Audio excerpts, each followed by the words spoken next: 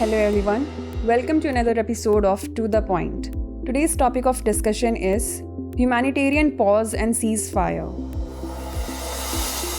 First, let us see why is it in the news. Qatar has declared the effectiveness of its mediation endeavors between Israel and Hamas, leading to an accord for a humanitarian ceasefire. Now let us talk about humanitarian pause. According to the United Nations, a humanitarian pause is described as a temporary halt in hostilities solely for humanitarian reasons.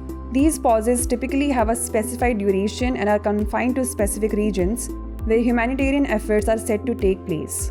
Although the duration and geographic scope are usually outlined, there is no universally standardized method for implementing such pauses. Now let us discuss the difference between humanitarian pause and ceasefire.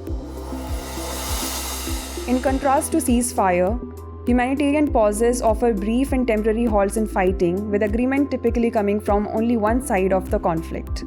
Unlike a ceasefire, which lacks a legal definition, it's generally seen as a lengthier suspension of hostilities agreed upon by both conflicting parties in a signed document. Now it's time for the practice question. Consider the following statements regarding the humanitarian pause. 1. According to the United Nations, a humanitarian pause is described as a temporary halt in hostilities solely for humanitarian reasons. 2. Humanitarian pauses offer brief and temporary halts in fighting, with agreement typically coming from only one side of the conflict.